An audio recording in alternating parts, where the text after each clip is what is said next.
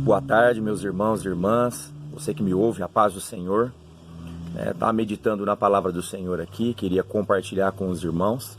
É uma palavra que eu creio que seja atual e vem para nos corrigir em algumas coisas, edificar as nossas vidas, para que nós possamos andar na verdade da palavra do Senhor. Uma palavra que está em Tiago, Tiago, uma das colunas da igreja de Cristo. Isso está escrito na palavra do Senhor, capítulo número 3, verso número 1, nos ensina assim, ensina aquele que está disposto a aprender. Para outros pode ser apenas uma leitura. Digo isso por quê? Porque muitos querem ensinar sem ter a humildade de se sentar para aprender. Muitos querem falar e trazer lições de moral, para outras pessoas quando não tem moral alguma, porque não está vivendo esta palavra. Então, Tiago, capítulo número 3, verso número 1, vai nos dizer assim: meus irmãos, muitos de vós não sejam mestres, sabendo que receberemos mais duro juízo. Isso corrobora com o texto do Senhor, que vai nos ensinar em outro momento que a quem mais for dado, mais será cobrado. Então, tem pessoas que não se dispõem a fazer o mínimo, que não se dispõem a ser fiel no pouco, E nós não estamos falando de valores, nós estamos falando de atitudes. Não conseguem cumprir o mínimo, as pequenas coisas que o Evangelho propõe às suas vidas, mas querem ensinar coisas grandes, não conseguem simplesmente honrar pai e mãe, não conseguem simplesmente ser bons maridos, boas esposas, bons filhos, bons cristãos, na comunhão, mas querem ensinar coisas grandes, que alcance multidões, que alcance grande número de pessoas. Nossa, quão grande mestre é tais pessoas, E a Bíblia está nos alertando que nós, os que nos dispusemos a ensinar em algum momento, as pessoas, nós seremos cobrados de todas as palavras que saem da nossa boca.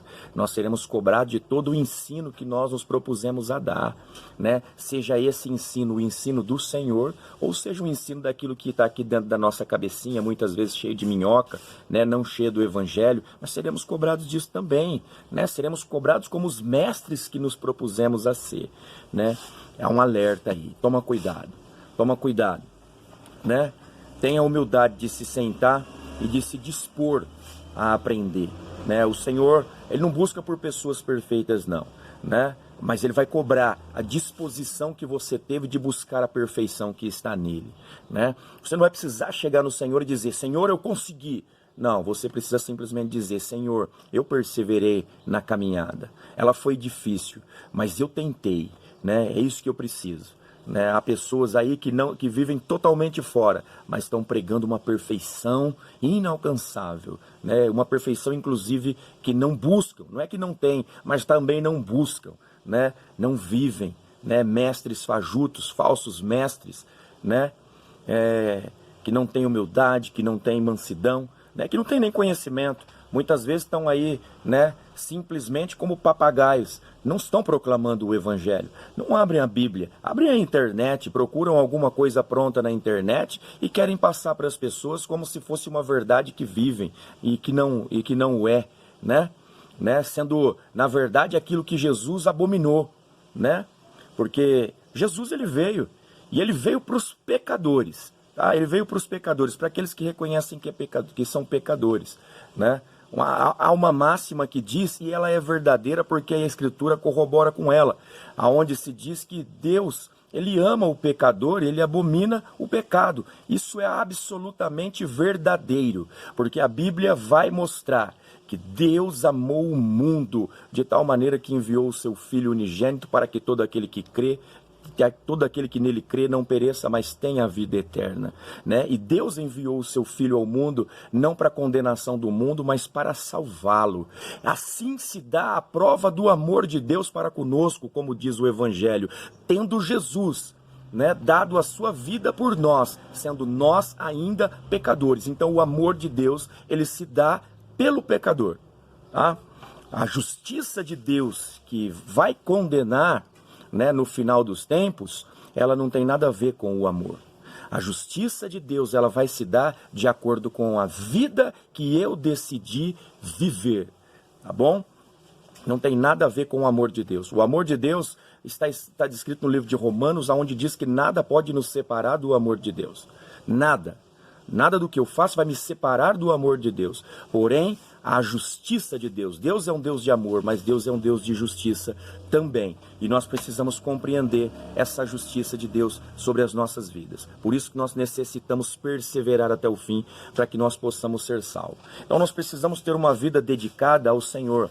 Uma vida de adoração verdadeira. E a adoração verdadeira está não em cantar, não em tocar, não em até mesmo em pregar. Né? Não está nisso, não está em você ter uma Bíblia e falar versículos para as pessoas, até mesmo não está em gravar um vídeo como eu estou gravando, chamando a atenção das pessoas, mas a verdadeira adoração se dá quando, ao meditar nessa palavra, eu compreendo que eu sou insuficiente, eu compreendo que eu sou pequeno, eu compreendo que eu sou criatura do Senhor, mas uma criatura que Ele amou, e por esse amor que Ele dedicou a mim, eu tenho agora um espírito de gratidão, e a gratidão está em eu obedecer o que o Evangelho dele me ensina. A gratidão está em eu entregar a minha vida, né, após ter sido livre por Ele, liberto por Ele, entregar a minha vida a ser servo dele, né? E nesta servidão agora, nessa vida de dedicação a Ele agora, eu escolho adorá-lo. Adorá-lo como? Obedecendo, né, ao Evangelho que Ele me propôs. O Evangelho diz para mim, né, ide por todo mundo, pregai o Evangelho. O Evangelho diz para mim, ama o teu próximo, né? O Evangelho diz, ora pelo teu inimigo, né? E aí, esse tipo de evangelho, ele vai contra, né, toda a teologia, seja ela dos dias de hoje, ou seja ela dos tempos antigos, né? Nós vamos ver que essa teologia, estes mandamentos de Cristo, o evangelho de Cristo, ele vai contra toda a teologia dos fariseus, dos saduceus, dos escribas, dos herodianos, dos helenistas, dos filósofos, dos epicureus, ou de qualquer outro tipo de mestre ou doutor que teve ou que há, né? Ensinando um outro evangelho que não o de Cristo, né? Essa teologia que existia e que continua existindo hoje, né? Ela anda cegando o entendimento das pessoas. Foi esse tipo de teologia que rejeitou o Cristo quando ele veio, né? E se rejeitou o Cristo, rejeitou a graça dele também. E se hoje eu vivo por teologia, eu também não vivo pela graça. Eu vivo por aquilo que eu acho, ou muitas vezes nem é o que eu acho, é o que os outros acham, e eu passo a viver por aquilo que os outros acham também. Isso é rejeitar a Cristo, isso é rejeitar a graça, isso mostra o quanto muitos não são mestres, ou podemos até dizer que são mestres, mas são lá como o mestre dos magos. Lembra daquele desenho antigo, Caverna do Dragão? Há muitos que são mestres daquele jeito, mestres que não conseguem vencer o mal que os assola, mestre que não consegue vencer o inimigo que se levanta, mestre que bate de igual para igual com o mal que se levanta. Aonde já se viu isso? Quem disse que existe uma luta entre bem e mal e ela é igual? Acha, se Deus é bom, o bom de Deus é muito maior do que o mal que se levanta contra nós.